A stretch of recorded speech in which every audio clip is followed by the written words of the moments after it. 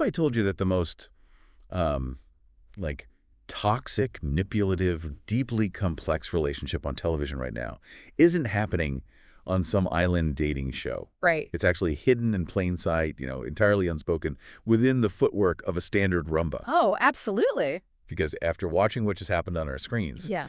I am convinced that a dance floor reveals more about human psychology than, like, a decade of therapy ever could.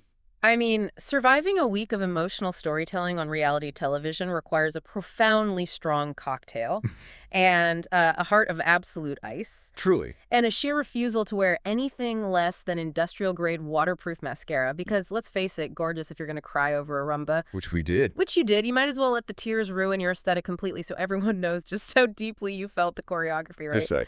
But honestly, the amount of trauma dumping we just witnessed on that gleaming hardwood floor, I need a stiff drink just to process the sheer volume of personal history these couples unpack. It was so heavy. We are talking emotional warfare, bestie, disguised as a cha-cha. Babes, welcome back. We love you, we see you. And honestly, watching professional dancers this week has fundamentally convinced us that walking across a grocery store parking lot without tripping over the curb deserves its own golden trophy. Oh, absolutely. Hand me the mirror ball for just existing today. Right. Because the physical and emotional gymnastics we just watched, the sheer audacity of these routines, I could never. I simply could not. That's it. I am physically exhausted, emotionally compromised, and spiritually drained just from sitting on my very comfortable couch watching them emote their deepest traumas while, like, maintaining perfect lumbar posture. Well, we are officially in week 2 of the madness, Snark Squad, and because Ballroom Night demands absolute class, even if our commentary is guaranteed to be incredibly messy, we are sipping French martinis tonight. Oh, yes, we are. I want you to picture it.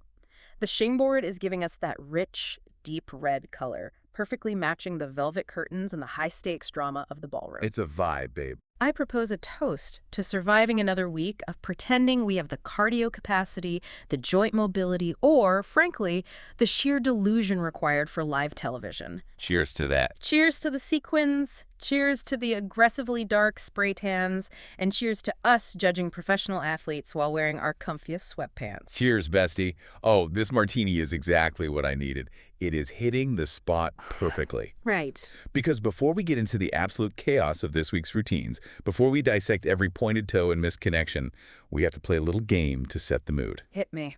It's time for, if we had to learn to dance in 1 week. Okay, I want you to put yourself in this scenario. Imagine production calls us up right now. Panic. Immediate panic. Right. They say, we have a dropout. We need you on set. We have 7 days. Oh my gosh. 7 days to learn a full minute-and-a-half routine, get the spray tan, put on the fringe, and perform it live on national television. I am already sweating. What style are you picking? And please tell me in excruciating detail how quickly you would spiral. Oh, this is entirely too easy for me. I wouldn't even hesitate, babe. I would immediately demand the Argentine tango. Wait, really? The tango? First of all, let's talk about the aesthetic. It is flawless. Okay, true. The dark, moody lighting, the dramatic staccato music, the sharp, aggressive leg flicks. I would absolutely dominate the leg action. I mean, I can see you doing the angry face. I want to look like a cinematic villain who just, incidentally learned how to dance while plotting a corporate takeover. I want the drama. I want the tension. That is so you. I want the audience to be slightly afraid of me. Wait, hold on. I have to completely disagree with your vision of how this would go down. Bestie, what about the intense, unbroken eye contact? Oh, about it. You are forgetting the fundamental biomechanics of the Argentine tango.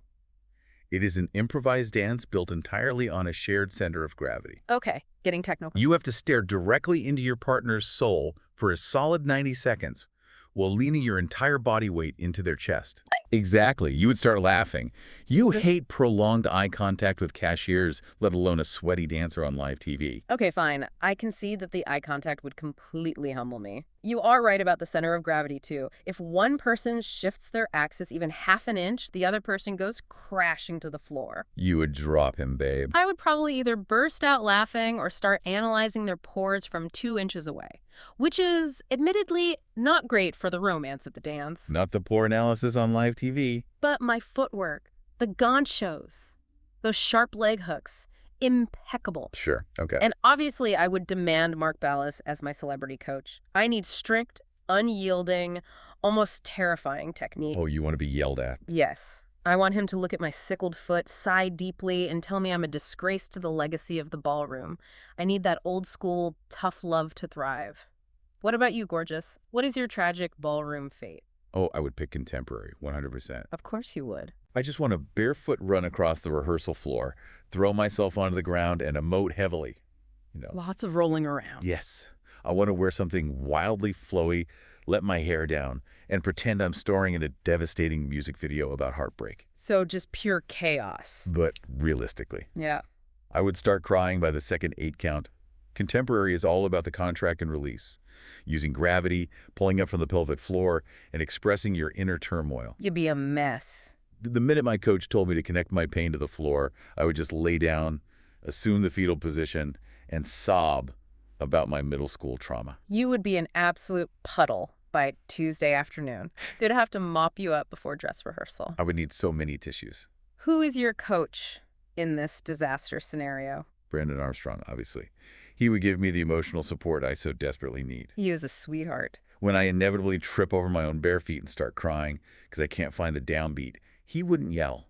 He would just sit on the floor with me, hand me a water bottle, and tell me my feelings are valid. Mark Ballas would just stare at me in disappointment while I analyzed his pores, but Brandon would bring you a tissue. Exactly. Though I have to say, your Argentine tango would probably look less like a passionate, sultry embrace and more like two highly caffeinated people fighting over the last French fry at a diner. Excuse you, I would be lethal. My ochos would be sharp enough to cut glass. Oh, whatever. You, on the other hand, would just be rolling around in a nightgown looking like you lost your car keys in the dark. Hey, finding car keys is very emotional. But since we are gracefully remaining on the sidelines, safely behind our microphones, it is time for Game 2, babe. The Smarkside Mirrorball Awards, Episode 2 edition. Oh, I love this game. Because the drama this week deserves its own hardware. I will start. My award for the most dramatic person we met this week goes unequivocally to Nina and Benji. Oh my gosh, yes. Handing them the trophy right now, polishing the silver, it is theirs. I was practically hiding behind a pillow watching them, arguing in front of the entire cast, the absolute lack of decorum. Not just arguing, bestie, they brought full-on, intense, we are filing for divorce and fighting over the summer home energy to the rehearsal room. It is so uncomfortable. They practically demanded the spotlight for their miscommunication. But let's look at why it was so dramatic. A dance studio is essentially an incubator for ego. Right. You have floor-to-ceiling mirrors constantly reflecting your every flaw back at you. When two professionals clash, it isn't just a disagreement. It is a battle for choreographic supremacy. They get the drama award, no contest. Who are you honoring tonight? My award for the person with best main character energy goes to the queen herself, Shirley Ballas. Oh, absolute royalty. Sweetie, when she tore into AJ about his recycled choreography, she wasn't just judging. She was starring in her own daytime soap opera, and we were all just extras. We are merely peasants in her kingdom. The way she delivered that critique, she completely commanded the entire room. She leaned forward, lowered her voice to that terrifyingly calm register, and just dismantled him. She is the main character, and we are just living in her ballroom. She really said, I trained you, I created you, and I will destroy you. It was majestic. It was everything. And you have to remember the history there. Shirley is the Queen of Latin. She didn't just earn that title. She fought for it in a wildly male-dominated, fiercely competitive British ballroom scene in the 80s and 90s. She takes no prisoners. When she speaks, she expects the room to drop to a dead silence. Oh, totally. Okay, my final award goes to Natalie Jolley for most graceful under pressure. Good choice. To survive the bottom two last week, to feel that sickening drop in your stomach when the red lights flash, to have Shirley call you timid in front of millions of people, and then to return this week as an absolute undeniable Viennese waltz princess. It was magical. That takes nerves of steel. She didn't let the pressure crush her. She let it polish her into a diamond. I am so glad you gave her that award because the psychological toll of being in the bottom two is so real. Most dancers come back the next week dancing with fear, you know? You can see it in their eyes. They are terrified of making a mistake. But Natalie, she was floating, babe. Floating. She used the fear as fuel. She really did. Okay, before we dive into the actual recap, we have one more game to set the mood. Game 3. What deserves a perfect 10? Oh, I am ready. Because tonight is all about judging, scoring, and nitpicking. Huh. I want to know what in your real everyday life deserves those top-tier, rhinestone-encrusted paddles. I will gladly pull out my 10 paddle for this, and I have put deep analytical thought into these choices. I would expect nothing less. Number 1. Fresh sheets with a wildly high thread count, specifically a crisp, cool Egyptian cotton percale. So specific. Getting into a cold, perfectly made bed after a hot, exhausting shower is the most technically flawless sensory experience a human can have. The friction, the temperature regulation, it is a masterclass in comfort. Okay, fair. Number 2, finding money in an old jacket pocket. Oh, that's a good one. It's the element of surprise, the sudden joy, the absolute lack of effort required to achieve wealth. A perfect narrative arc. Yeah. And number 3, Friday evenings, right after logging off work. The infinite possibility of the weekend stretching out before you. Absolute perfection, no notes. See, yours are so analytical and structured. They're entirely based on comfort and return on investment. They are factually perfect 10s. I love them, but my list is all about the emotion, the vulnerability, the human connection. Of course it is, you emotional, chaotic mess. My first perfect 10, airport reunions. Seeing someone you love come down the escalator, the dropping of the bags, the desperate running hug, it's a 10 out of 10 every single time. It is instant tears. It is cinematic. I mean, I hate airports, but fine. Number 2, a perfectly ripe peach. When you bite into it and the juice runs down your chin and it's just pure, sweet, unadulterated summer. Magical. Hold on. And number 3, wait, let me finish the very first sip of coffee in the morning. Not the whole cup, just that first sip when it hits your soul. It's a religious experience. Okay, we need to pause the music right here because I have to aggressively object to the peach. A peach is a volatile, dangerous gamble bestie. The category is far too risky to deserve a 10. It's delicious. Let's break down the mechanics of peach ownership. You buy a peach at the store. It is hard as a rock, basically a weapon, for 4 consecutive days.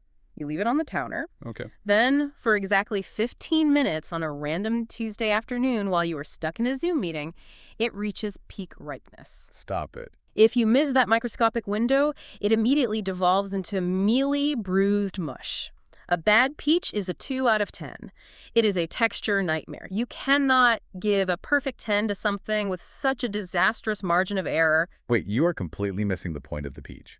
The margin of error is exactly what makes it a 10. That makes no sense. When it is perfect because it is fleeting. You have to risk the mush to experience the magic, babe.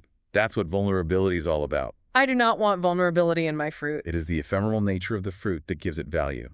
You can't just play it safe with your high thread count sheets every day of your life. I will absolutely play it safe with my sheets. They never betray me. They never turn into mealy mush while I'm not looking. I appreciate consistency in my bedding and my ballroom. You are impossible. You are the Simon Cowell of produce. Thank you. I take that as a compliment. But babes, enough about our imaginary ballroom careers, our thread counts, and our deeply heated fruit debates. Let's hit the dance floor because somebody is about to earn a standing ovation. Let's get into the recap. We are jumping right into Episode 2, Stories Without Words. The premise this week was genuinely fascinating from a reality television production standpoint. Oh, toy. After surviving Derek Hughes' brutal technical gauntlet in week 1, where we tragically lost Briar and Jake because they couldn't nail the frame, the remaining 10 dancers had to shift gears entirely. It was such a pivot. This week, Brandon Armstrong stepped in as the guest judge and mentor, pivoting the show from strict technique to deep emotion. He challenged them to tell a highly personal story through movement. This is a classic reality TV trope, the vulnerability week. I love a tearjerker. Production wants tears, they want backstories, and they want the audience to emotionally bond with these dancers. And can we talk about Brandon's opening number? Because I was immediately in tears before the commercial break even hit. Already crying. Classic. He set the theme so beautifully, telling the story of his adoption. He talked about the peaks and valleys, the feeling of displacement, and how he ultimately views his adoption as something so profoundly positive. It was a very strong narrative. The choreography started heavy, very contemporary, and weighted, but it ended so light, elevated, and joyous. It just perfectly set the emotional stakes for the whole night. Yeah. I wanted to give him a standing ovation right then and there in my living room. It was a very effective opening, beautifully staged, although I am going to be incredibly shady for just 1 second because we are the Snark Squad. Oh boy, here we go. Our beloved community over on the Reddit boards, the true sleuths of the internet, pointed out that Brandon's feet were quite sickled during some of those contemporary extensions. Wait, for the Snark Squad members who aren't dance technicians, explain exactly what a sickled foot is and why it's such a crime in the ballroom. Gladly. When a dancer points their toe, the line from the knee down to the tip of the toe should be perfectly straight or curving slightly outward to present the instep. Right. A sickled foot is when the ankle rolls inward, making the foot look like a crescent moon or a sickle. Not only does it completely break the aesthetic line of the leg, making it look broken and amateurish, but biomechanically it is incredibly dangerous. It's bad for the joints. Landing on a sickled foot can snap your ankle ligaments in half. So, seeing a professional doing it during an emotional solo, the internet noticed. Poor Brandon. But more importantly, the show paid complete dust to the female pro dancing with him. I know. It was Lily Cornish, who also danced last week, and they didn't even credit her verbally. She was doing all the heavy lifting and those lifts, and she was treated like a prop. The disrespect. Justice for Lily. But yes, the storytelling was effective. However, the tone shifted immediately when Mark Ballas addressed the contestants. He reminded them that Briar and Jake were eliminated last week, meaning no one is safe. He literally told them to wipe the slate clean and attack with a vengeance. Attack with a vengeance. That is such an intense, aggressive directive for a week specifically dedicated to emotional vulnerability. Mark is hardcore. But it perfectly set up the massive pressure cooker they were walking into.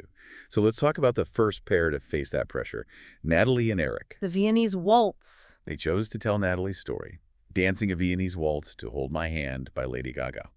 Natalie's story was all about finding her confidence in her voice through dance, because she grew up feeling so incredibly shy, quiet, and overlooked. It was a very relatable storyline. And babe, when I say I was weeping, I was a mess. I could hear you sniffling through the TV screen. Gorgeous. I knew this one was going to get you. I just related to it so much, to feel small, to feel like you want to shrink into the background, and then to find this physical art form that forces you to take up space and makes you feel powerful. Exactly. It was a beautiful narrative arc. And Shirley completely agreed with the emotion of it. Remember last week when Shirley called her timid and said she lacked presence? How could we forget? This week, Shirley said the routine was absolutely divine and that Natalie had completely found her confidence on the floor. Let me put my judge's hat on for a second and break down exactly why it was divine, because it wasn't just about her smiling more. The improvement from Natalie was undeniable, but we have to talk about Erik. Oh, let's talk about Erik. Mark Ballas made a brilliant point. As the male lead in a standard ballroom dance, your primary job is to be the frame for your partner. You are the picture frame, she is the painting. You are presenting the woman to the audience. Erik's framing was biomechanically impeccable. Break that down. What makes a frame impeccable? Because to the untrained eye, he's just holding his arms up. It is so much more than holding arms up. Dancing a flawless Viennese waltz is like trying to merge onto a highway at 80 miles an hour while maintaining unbroken eye contact with the passenger. That sounds terrifying. If one of you hesitates on the gas pedal, you both crash. The Viennese waltz moves at around 180 beats per minute. It is a centrifuge of continuous rotation. Right. If Erik just held his arms up, Natalie would fly out of his arms due to centrifugal force. To create that frame, Erik had to engage his lats, depress his shoulders, create a rigid top line through his collarbone, and use his core, not his arms, to physically steer her weight. That takes so much strength. He placed his right hand exactly on her shoulder blade, giving her a solid wall to lean back against. By doing that, she never had to guess where her center of gravity was. He truly looked like Prince Charming out there, just gliding her across the floor. He gave her the perfect, unshakable structure to shine. He was so supportive. He really let it be her moment. And there was something so psychologically profound about that. Natalie's story was about being shy. Right. When you are shy, the hardest thing to do is stand on a stage alone. But Erik gave her this structured anonymity within the frame. She could be bold because she knew he was physically anchoring her to the ground. Exactly. And let's spill a little tea from the ballroom gossip forum, shall we? Because there is a very practical reason she looks so good. Spill it. People were absolutely buzzing online because Natalie literally just won the British Open in Blackpool. Well, Wimbledon of ballroom. Precisely. She and her partner finaled in 4 events in their very first professional competition there, which is basically unheard of in the modern era. So, of course, her smooth dancing was flawless. She is a highly decorated, actively competing champion. She is a powerhouse. Mark was right. She came for throats this week. She was in the bottom 2 last week for a Latin dance, which requires a totally different hip action and groundedness, but put her in standard ballroom, put her in a frame, and she is a lethal weapon. Exactly. Which makes me wish we got to hear a little bit about Erik's story, too. Obviously, they only had a minute and a half, and they had to choose one narrative. But I was reading online that Erik's background is actually really fascinating. Oh, really? He's a bit more reserved on camera, but he apparently got married really young in the dance world and then divorced a couple of years later. There is so much life experience, so much hidden depth there. That's a huge I backstory. really hope we get to see him express his own story soon because he was such a rock for Natalie this week. Agreed. He was the perfect, stoic leading man. But bestie, we cannot linger on perfection when there is absolute, unfiltered reality TV chaos to discuss. Oh, no. Let's move on to performance number 2. Nina and Benji. They were tasked with dancing a rumba to Sign of the Times by Harry Styles. Oh, this was so stressful. My heart rate was spiking just watching the rehearsal package. I felt so bad for Benji. I live for the mess, and production absolutely delivered. The rehearsal footage was brutal. They showed us the raw, unedited friction. It was so hard to watch. Let's look at the conflicting narratives. Nina's goal was to tell a story of perseverance, specifically about the trauma of dancing a major competition right after her father passed away. That is incredibly heavy, valid, and deeply emotional. Absolutely heartbreaking. Benji, on the other hand, wanted to choreograph an homage to Miami, focusing on culture, heat, and rhythm. They ultimately went with Nina's story, but behind the scenes, it was a disaster of a compromise. It was so tense. Benji felt completely unheard. He said Nina wouldn't let go of the reins, that she dictated every step, and Nina basically looked at the camera and said she didn't know he felt that way because he didn't aggressively vocalize it. It was heartbreaking because you could see Benji physically and emotionally shutting down in that rehearsal room. When you're an artist trying to create something collaborative and your partner just steamrolls you, it completely drains your spirit. Oh, totally. You could see his posture slump. And unfortunately, that exact dynamic translated right onto the live floor. Brandon called the routine disjointed, and he was being polite. Very polite. They were doing a Rumba, which is universally known as the dance of love, passion, and intense connection, and they looked like 2 strangers aggressively avoiding eye contact while waiting for the same bus. That is the perfect way to describe it. It was incredibly cold, and there is a huge theory circulating online that I completely agree with, which explains why Nina acts this way. Okay, lay it on me. A lot of the Snark squad noted that Nina is giving major old-school, intense Russian pro energy. Think Anna Trebunskaya, Maxim Chmerkovsky, or Karina Smirnoff from the early Wild West seasons of the main show. Oh, I see it. That aggressive, hyper-strict my way or the highway, do not speak unless spoken to mentality, which, let's be real, is amazing for reality TV drama, but it is toxic for a true modern partnership. It's so outdated. Someone even brought up the recent Giovanni Pernice scandal from the UK's Strictly Come Dancing, pointing out that the ballroom world used to completely normalize these harsh, borderline abusive teaching methods. Shirley Ballas herself used to be notorious for it in her teaching days. Yes. I was just about to bring that up. Didn't Derek Hugh write in his book that when Shirley trained him as a kid, she used to actually slap him if he made a mistake or something crazy like that? Yes. The culture of dance was so militaristic. The old school ballroom world was entirely ruthless. You didn't complain about your feelings, you just pointed your toe harder. So what we're seeing as poor behavior or toxicity from Nina is likely just the exact way she was trained. That makes a lot of sense. She is recreating the only dynamic she knows. But Mark Ballas hit the nail on the head during his critique. He essentially gave them a mini couples therapy session right at the judges' table on live television. It was wild. He looked at Nina and told her she has to let go of the control that art requires trust. And he looked at Benji and told him he has to speak up, assert himself, and claim his space. Yes. Because think about the metagame here. If you can't communicate with a trained, world-class professional dancer like Benji, how on earth are you going to teach a reality star or an actor or a stubborn, retired NFL player with 2 left feet? Exactly. You were auditioning to be a teacher as much as a dancer. And Shirley was absolutely savage about the choreography itself. She asked why there were random bat flips in a Rumba, which is such a valid, necessary question. Let's break down why that was such a choreographic crime. What is the fundamental mechanic of a rumba? Well, the Rumba is all about continuous, grounded motion. It's Cuban motion. It's the slow, central transfer of weight from one foot to the other, creating that figure-8 action in the hips. Exactly. It requires you to push into the floor and push against your partner to create resistance. It requires continuous resistance. When you suddenly break that connection to do a literal backflip, you completely shatter the tension of the dance. Acrobatics ruin grounded motion. It makes no sense for the style. Shirley said the choreography was a total disservice to Benji's skills, and she was right. It felt like Nina choreographed a beautiful, emotional solo for herself and just had Benji tumbling in the background like a rented acrobat to keep him busy. It broke my heart for him. It was a hot mess. The story was lost in translation, the technique was muddy because there was no connection, and the partnership was fundamentally non-existent. Tragic. But we have to pivot from that disaster, because the next dance brought us right back to the emotional core of the night. Performance number 3, Stephanie and Tristan. They danced a samba to Dreaming of You by Selena. Prepare yourself, because I know you have strong feelings about this one, and I have very critical notes. I was so deeply moved by this. They decided to tell Stephanie's story. She stood in front of the cameras and talked about growing up in a predominantly white, very traditional ballroom community as a Latina. It was a powerful message. She talked about really struggling with self-acceptance, constantly feeling like she had to conform, lighten her hair, or change her style just to fit in with the European standard of what a ballroom dancer should look like. Which is a huge issue in the industry.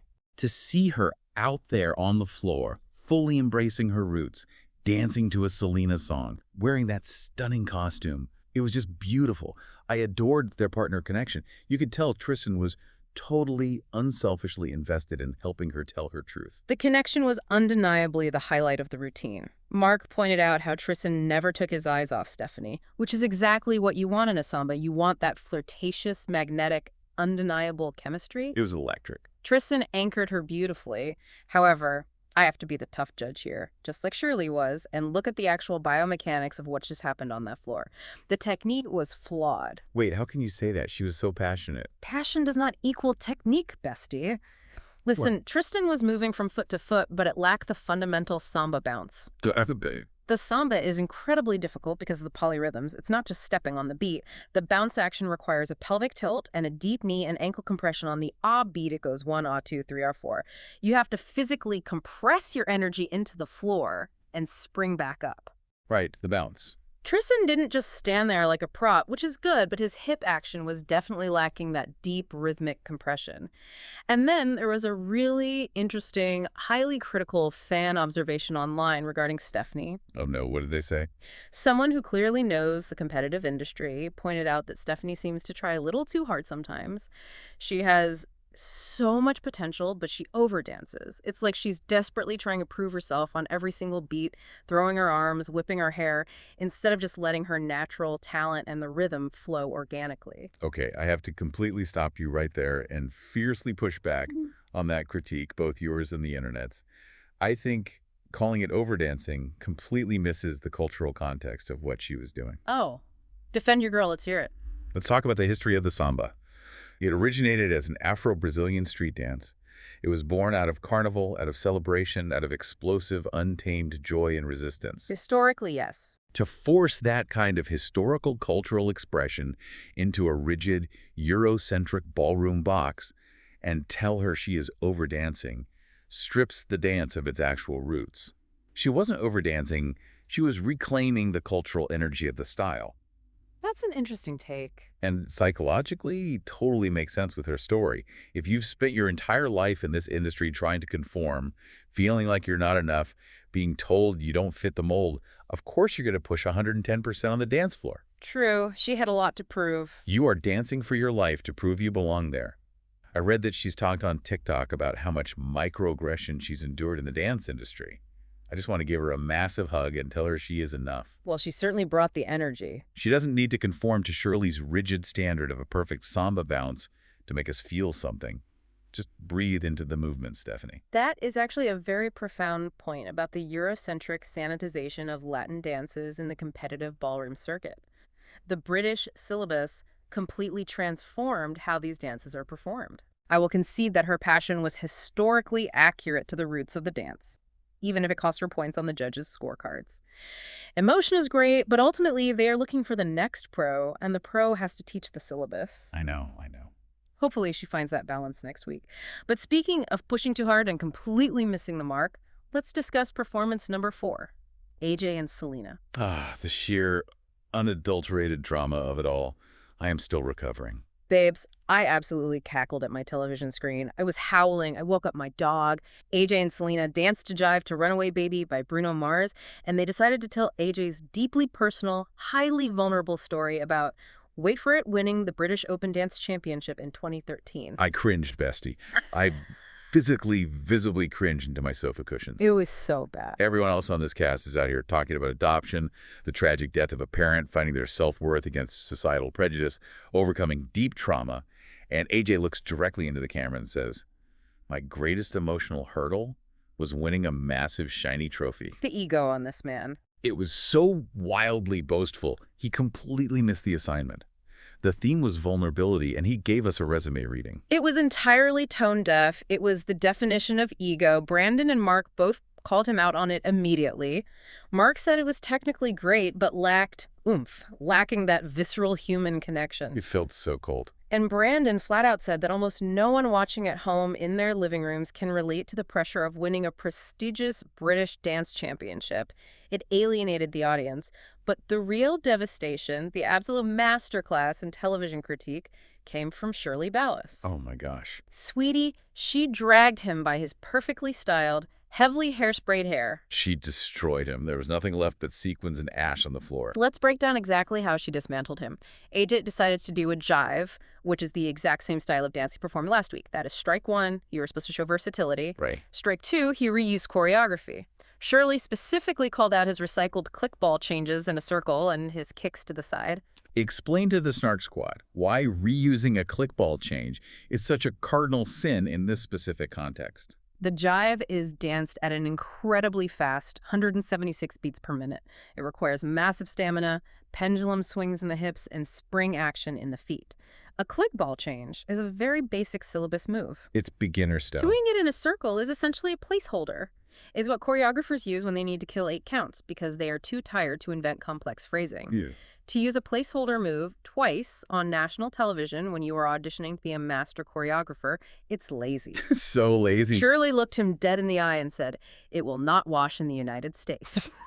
Meaning the American audience expects dynamic, theatrical, show-stopping choreography. You cannot just coast on your British competition reputation and your old, safe routines here. He's on having it. And what makes this so incredibly juicy is the history.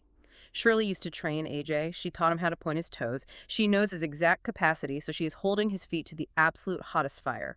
She expects sheer brilliance from him, and he gave her microwaved leftovers. It was brutal to watch, just a total public flaying, but I have to fiercely defend Selena in all of this.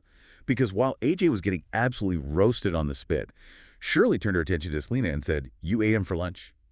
And she did. She devoured him, left no crumbs. She was so incredibly sharp, so perfectly on balance, hitting every single camera angle with a smile.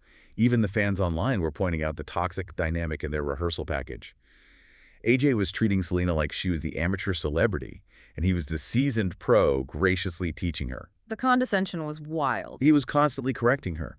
But when they hit the live floor, she outdanced him completely. She maintained her own axis, her kicks were higher, her retraction was faster, while he was just flailing on his clickball changes. She totally upstaged him in his own arrogant story. It was poetic, beautiful justice. Which brings us to the final performance of the night, the absolute pinnacle of the episode. Performance number 5, Adele and Alan. Pass me the French martini, babe. Give me the whole shaker.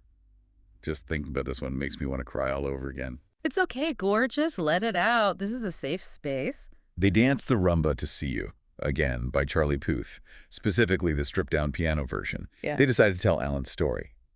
In the pre-dance package, Alan sat down and shared that when he was just 15 years old, his mom passed away. It was so heavy. And he shared this deeply intimate detail that they used to watch the very first season of the original show together, and her biggest dream was for him to one day dance on that ballroom floor. Just brutal. So this dance, this rumba, was his way of fulfilling that dream and dancing with her one last time. It was devastatingly beautiful. It was the absolute antithesis of AJ's ego trip. I was in a full, uncontrolled emotional spiral on the couch. By the time the final note played and the routine ended, Alan and Adele were both sobbing into each other's shoulders. There wasn't a dry eye in the house. The camera panned to the judges, and Brandon and Shirley were visibly crying at the table, wiping tears away.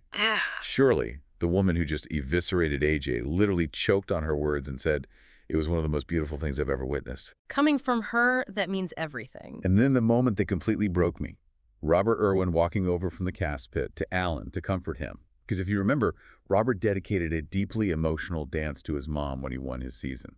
It was just a masterclass in raw, unedited human connection. I will completely drop my sarcastic, tough judge persona for this one. I'm standing up in my living room and giving them a standing ovation. It was immaculate. Let's talk about the technical brilliance of this, starting with Adele. Yes, let's. A massive, often overlooked part of being a successful pro on this show is knowing how to showcase your partner. You have to know when to pull focus and when to recede into the background. Adele perfectly let Alan shine. She really did. It reminded me exactly of when Whitney Carson danced with Robert Irwin on the main show for his dedication night. Whitney made the incredibly mature choreographic choice to step back and let Robert be the entire emotional center of the dance. Adele did exactly that. She supported him, she framed his movements, she was merely the conduit for his story. She really was. It was so unselfish. She didn't overextend. She didn't throw in unnecessary tricks or backflips like Nina did. She just listened to his body. And let's talk about the music choice. Dancing a rumba to a piano ballad is incredibly difficult, right? Immensely difficult. When you dance to a heavily produced track, the percussion hides a lot of rhythmic flaws. The drum beat literally tells your feet when to move. It's like a crutch. Exactly. When you dance to a solitary piano, there is nowhere to hide. You have to create the rhythm internally through your core. You have to stretch the music with your body. Alan's weight transfer was so smooth, so agonizingly slow in the best way, that he literally physicalized the grief and love in the song. And can we also just appreciate Alan's aesthetic for a moment? Did you catch the quick glimpse of his 69 tattoo on his forearm when his sleeve rolled up during the broadcast? Yes. The Snark Squad on Reddit went absolutely wild for it, taking screenshots and zooming in. It just adds this touch of edgy, slightly dangerous, unexpected charm to this deeply emotional classical dancer. He's not just a cookie-cutter ballroom boy. There is edge there. Mark Ballas said he'd be honored to dance on the main show with either of them right now, and I completely agree. Oh, without a doubt. They don't look like contestants fighting for a job. They look like fully formed pros ready for the main stage. They are so far ahead of the pack right now that it's almost a different competition when they step on the floor, which makes the end of the episode so much harder to swallow, because after that incredible, euphoric high, we had to face the brutal reality of the elimination. The worst part of the night. Nina and Benji were understandably put in jeopardy because of their disconnected, acrobatic mess of a Rumba, and ultimately Benji was the one sent packing. The axe falls so swiftly in the ballroom. One bad week and your dream is over. I was utterly devastated for him, Dusty. It was tough to watch him go. He had such a graceful, mature exit speech, talking about how proud he was to represent the Latino community, how much he loves his culture, and how he stayed genuine to himself throughout the process. Very classy. He really took the high road, even when he could have easily thrown Nina under the bus on live television for steamrolling him during the entire rehearsal week. He protected her, even after she ignored him. He has such a pure heart. He is a class act. But here's where I get incredibly cynical, because you know I live for a deep dive, well, a deep plunge into production conspiracy theories. Oh boy, put your tinfoil hat on. Let's look at the reality TV mechanics of this elimination. Was it a fair elimination based purely on the dance we saw on the floor? Maybe. The Rumba was an undeniable disaster, but was Benji sacrificed to the reality TV gods for the sake of future ratings? Absolutely. What do you mean? You think production specifically manipulated the outcome to save Nina? 100% bestie. Production knows exactly what they are doing. They are playing 3D chess while the viewers are playing checkers. Benji is a sweetheart, but sweethearts don't drive social media engagement. Sadly true. Nina brings the drama. She brings the old school, rigid, borderline toxic conflict that makes for incredible rehearsal packages. Furthermore, look at the larger narrative arc forming. There is a brewing storyline between Nina and Adele. Oh, I hadn't even thought about that. They're polar opposites. They have this underlying rivalry. Nina is the strict, aggressive, hyper-technical Russian machine, and Adele is the fluid, emotionally mature, unselfish powerhouse. Production is not going to send Nina home before that rivalry explicitly explodes on screen. They are setting it up. They need the villain to contrast the hero. So unfortunately, Benji was the collateral damage of a larger story arc. He was thrown under the bus so we can get more messy, argumentative rehearsal footage next week. Oh my gosh, my pure heart cannot handle that level of psychological calculation. But when you lay it out like that, it makes so much sense for the mechanics of television. Poor Benji. He was just a pawn. It's a ruthless game. Well, babes, that wraps up our massive, exhausting recap of Stories Without Words.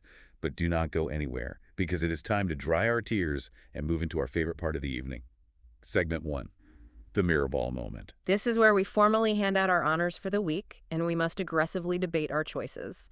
The first category is Best Performance. I feel like this is going to be unanimous, but we have to put it on the record. Has to be Adele and Alan's Rumba. There is simply no other option that comes close.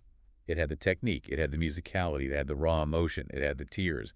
It was a perfect piece of art. Unanimous. But here's the debate. Who actually carried the routine more? I will argue that Adele carried it by making the incredibly mature choreographic choice to pull back. Wait, really? It is so hard for a competitive dancer whose entire career is based on showing off to the judges to choose restraint.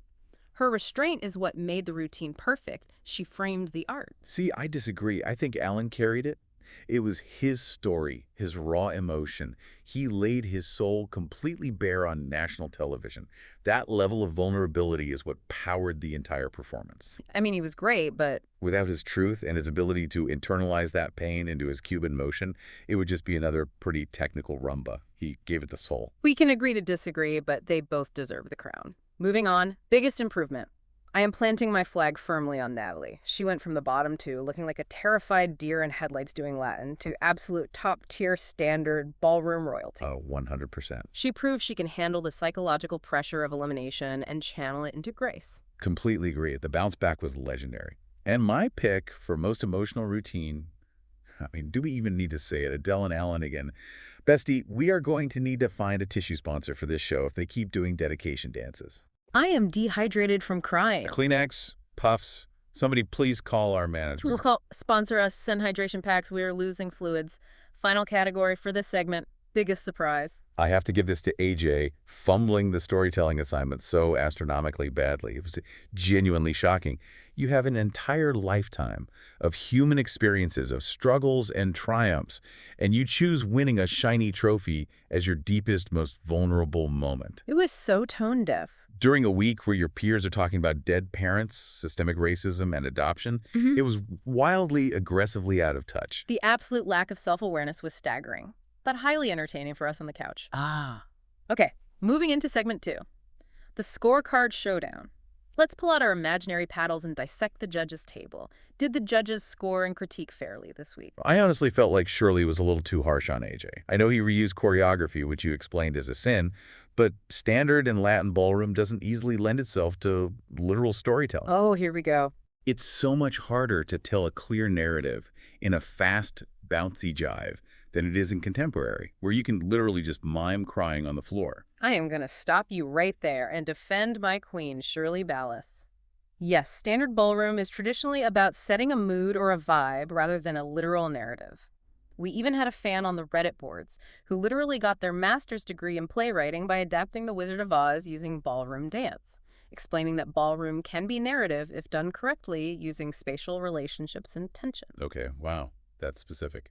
But because literal mimed storytelling is frowned upon in these styles, the judges had to critique the partner connection and the choreographic choices to gauge the story. AJ chose to repeat basic syllabus moves instead of inventing dynamic, expressive phrasing. Okay, true. He chose his ego over vulnerability. He deserved the absolute drag he received. Okay, fair point from the playwriting expert. You win on the theory. But let's talk about underscored and overscored. I actually think Selena was a tiny bit overpraised this week. Gasp! Blasphemy, are we watching the same show? Hear me out. Let me cook. She danced beautifully, yes. Her technique was sharp. But I truly believe the judges were heaping excessive praise onto her, specifically to humble AJ. Oh, that's spicy. They wanted to make a psychological point to him. Your partner, who you treated like an amateur all week, outshone you in your own story. Yeah. I think they used her high scores as a weapon to completely deflate his massive ego. That is a wildly astute, incredibly cynical observation for someone who just wanted to barefoot run in a nightgown and cry 20 minutes ago. I love when you get strategic. I have my moments. I actually think Kristen was slightly underscored. Yes, his samba technique had flaws. He missed the polyrhythmic bounce. But his partnering skills, the way he looked at Stephanie, the way he supported her cultural expression, was top tier. He was such a good partner. In a week specifically about storytelling and connection, he should have been rewarded more for being an incredible anchor. Totally. Which brings us to the most helpful critique of the night. For me, it was Mark Ballas talking to Nina and Benji. When he stopped talking about footwork and said, communication is half the job of being a pro. It was a massive light bulb moment for the whole series. It is the absolute undeniable truth of this industry. These dancers are auditioning for a teaching job on live television. If you can't patiently, respectfully communicate with another world-class professional dancer who speaks the same physical language as you, how are you going to handle a stubborn reality star? Exactly. Or a grumpy retired athlete who can't find the beat and hates being told what to do? You will crash, burn, and become a PR nightmare for the network. Mark was warning her. Adapt or die. It was a brilliant reality check. All right, babes, moving into segment 3. Who's dancing to the finale? We have to plant our flags for the season right now. Put your money on the table. Let's start with the current frontrunner. Adele and Alan. Period. Write it in ink. It's actually almost alarming how much better they are than the rest of the pack right now. It's not even close. It's like watching two varsity captains competing against the freshman squad. They are so polished, so emotionally mature, and technically sound that they don't even look stressed. If they aren't in the finale, I will literally eat my sequin judge's paddle on a live stream. They are pure magic. Okay, what about your biggest dark horse? I'm picking Natalie Jolley. I love a quiet confidence arc.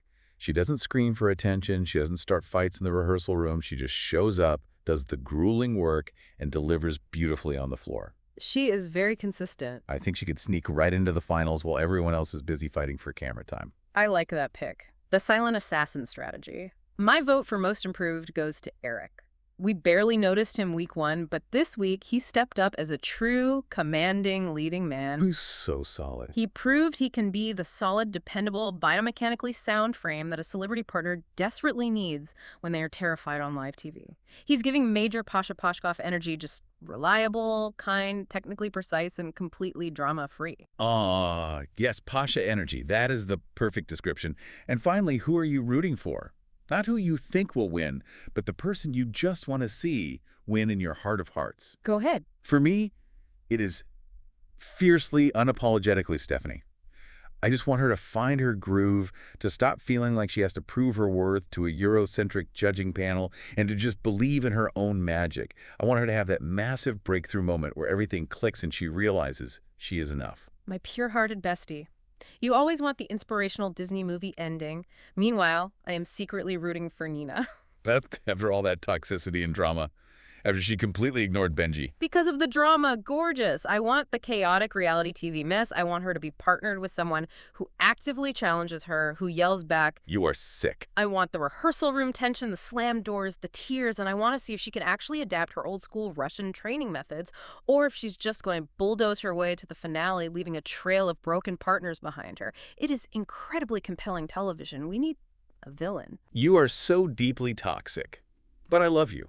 Which leads us perfectly into segment 4. Next week's predictions. We're looking ahead to week 3, and I want to know exactly what you think is going to happen. Give me your biggest prediction. Oh, Shirley Ballas is not done with AJ Pritchard. Not by a long shot. My biggest prediction is that she is going to make him cry next week. Oh my gosh. She is going to break his ego completely. She's going to find one slightly sickled toe, one lazy frame, or one dropped elbow, and she is going to dismantle his entire career on live television until he rebuilds himself from scratch with some actual humility. You want blood on the dance floor. Well, my prediction for breakout performances, Stephanie and Tristan, I really think after getting that emotional critique this week, after getting out all that historical trauma, Okay. they're going to hit the rehearsal room with clear heads and finally nail the technical bounce to match their fierce emotional connection. That would be nice. They're going to give us a flawless, culturally rich, technically sound Latin routine. I sincerely hope so for your sake. Now, who do we think is the contestant in danger? I have to say Nina. Without Benji there to absorb the blame for a disjointed routine, the target is squarely on her back. Totally. She has to prove, without a shadow of doubt, that she can be a cooperative, generous, communicative partner. If she steamrolls whoever she dances with next week and produces another disconnected mess, the judges will cut her loose without hesitation. They will not tolerate a dancer who can't teach. I completely agree the pressure is entirely on her shoulders now. Okay, time for my chaotic theory, the one that is totally unhinged, but somehow feels entirely possible in the realm of reality TV producing. Let's hear it. I theorize that production is going to force Adele and Nina to partner up next week. Oh, my God. Think about the mechanics of it. They have this massive underlying rivalry.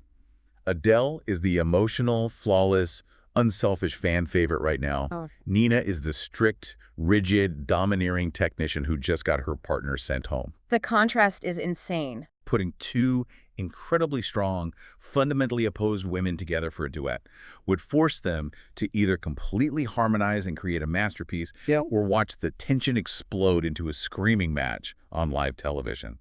Production would be drooling over that rehearsal footage. The psychological warfare would be off the charts. Bestie, your chaotic mind is beautiful. If they do a contemporary duet about power dynamics or a fierce paso doble together where they have to literally fight for dominance, the ballroom might actually catch fire. The ratings would shatter records. I am manifesting this immediately. I will write a letter to the producers tonight. It would be epic. Well, babes, that brings us to the end of our massive, internally exhausting recap. But before we officially log off, shake out our imaginary fringe, and finish these French martinis, I want to leave you, our beautiful Snark Squad, with a deep, provocative question to mull over. Ooh, a final thought. We loved the emotion tonight. We cried. We felt the catharsis. But we have to ask, is the modern era of reality TV fundamentally ruining the art of ballroom dance? Wait, what do you mean? Are we forcing every single routine to be tied to a traumatic, heavy story instead of just letting a flawless, joyful, technically perfect cha-cha be enough? Have we reached a point in our culture where perfect technique and joy don't matter unless you are sobbing while you execute them? Are we mining these dancers' trauma for entertainment at the expense of the art form? Wow. Something to deeply think about next time you demand a heartbreaking narrative from a simple hip bump. That is deep. That is such a fascinating critique of the genre. I still love the tears. I am a sucker for the emotion, but you make a phenomenal point about the pressure to perform trauma. We want to hear from you, Snark Squad. Jump into the comments or hit us up on socials. We want to hear it all. Which performance this week truly deserved your perfect 10? Who are you rooting for to take the crown and become the next pro this season? And most importantly, if you had one single week to learn to dance and perform it on live television, which style would you choose? The real question. Would you be barefoot and crying on the floor in a contemporary routine like me, or aggressively demanding the tango and intimidating your partner like my tough-as-nails bestie? Let us know, babes. We read everything. And please do not forget to do all the necessary housekeeping things that keep us employed and keep the martinis flowing. Subscribe to the show. Leave us a glowing 5-star review. Anything less is a sickled foot, and we absolutely won't accept it in this house. And share our show with another reality TV-loving babe in your life who needs to dissect the drama. We love you guys so incredibly much. Get some rest, hydrate, ice your joints, and get ready for whatever absolute chaos week 3 brings us.